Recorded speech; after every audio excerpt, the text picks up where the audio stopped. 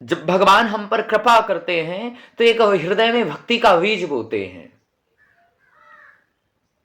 भक्तमाल में एक सुंदर कथा आती है। चंड नामक एक सरल हृदय का भील जंगल में रहता था और परमात्मा को हृदय सरल निर्मल चाहिए।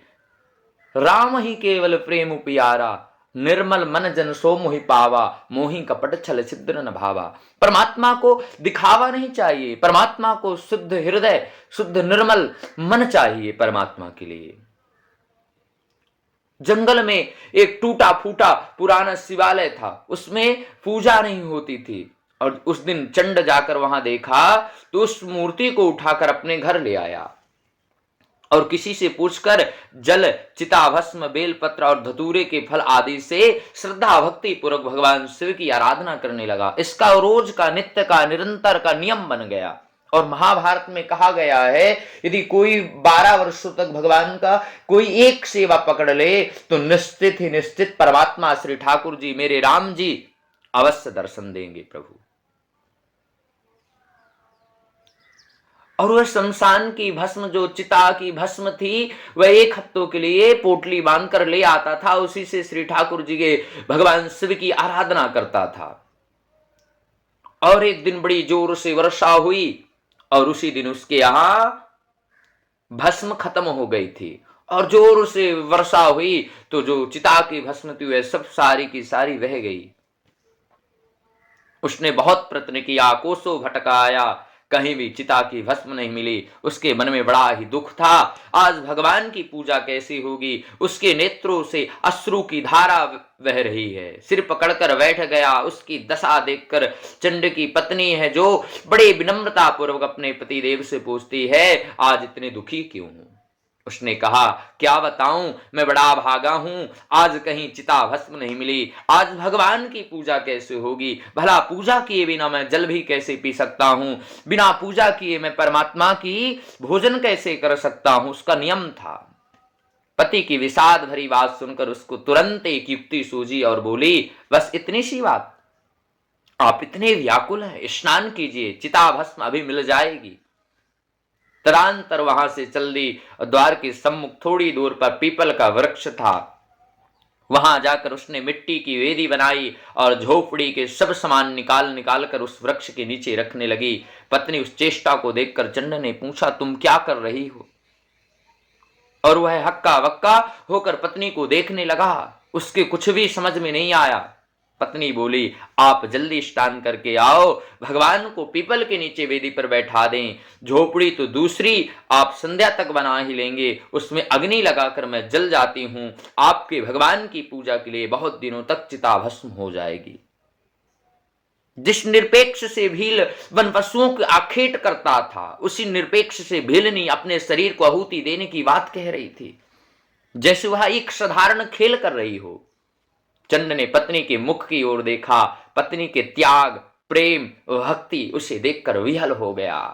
कंठ से उसने कहा, शरीर ही सुख है, धर्म और पुण्य का कारण तुम अपने शरीर को मत जलाओ। भीलिनी ने पति के चरणों में सिर रखकर कहा, मेरे मालिक, एक दिन मैं मरूंगी ही, मेरा शरीर भगवान की सेवा में लगे, इससे बड़ा पुण्य क्या है। इसलिए प्यारे, अपने शरीर को परमात्मा के प्रति कष्ट दीजिए, परमात्मा की सेवा में लगा दीजिए, क्योंकि मानव तन मिला है तो बड़े भाग्य से मिला है। हमारे शास्त्रों में कहा गया है, परमात्मा की प्राप्ति करना सरल है, मगर मानव तन पाना बहुत कठिन है। भगवान की जब विशेष कृपा होती है, जब भगवान को आपसे मिलना होता है, तब कहीं जाकर मानव तन देते हैं। मेरा शरीर भगवान में पूजा में लगेगा, मुझे रोको मत, आज्ञा दो। भील के नेत्रों से अश्रु की धारा बहने लगी और बोलने में असमर्थ हो गया। भीलनी फिर चंड था, स्नान करने के लिए गया, शंकर जी को पीपल के पेड़ के नीचे बैठाया, झोपड़ी में अग्नि लगा दी और पति को पुनः प्रणाम करके भगवान शंकर की स्तुति करने लगे। श्रद्धा, पातिव्रत त्याग ने उसके हृदय में शुद्ध बना दिया। उसके सारे आवरण, उसके सारे पाप ध्वस्त हो गए। विशुद्ध ज्ञान तो अंतःकरण में, और ज्ञान के बाद प्रेम का उदय होता है। और प्रेम, यदि ज्ञान भी हो प्रेम ना हो तो भी भक्ति बांझ रह जाती है। इसलिए ज्ञान हो तो प्रेम हो और प्रेम हो तो ज्ञान हो।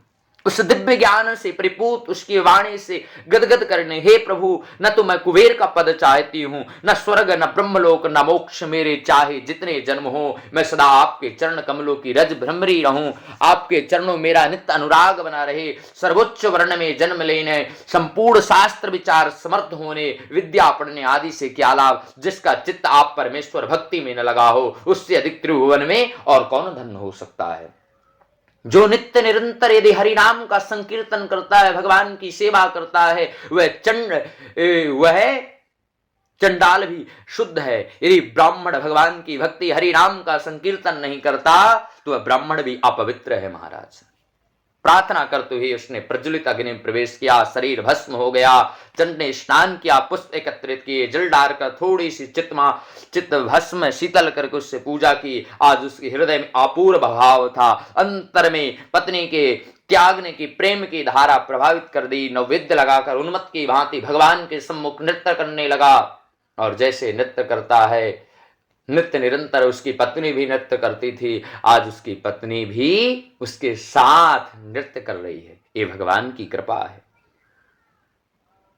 आज से पूर्व पति पत्नी दोनों भगवान के सम्मुख नाचते थे, आज वह अकेला नाचेगा, ऐसा कैसा हो सकता है। भगवान शिव ने कृपा की, वह उसका दिव्य शरीर पुनः प्रकट हुआ और भगवान शिव का कीर्तन करने लगी। सांब सदा शिवाय, सांब सदा शिवाय, हरे कृष्णा कृष्णा कृष्णा हरे हरे, ऐसे कीर्तन करते करते दोनों सुदूध खो गए।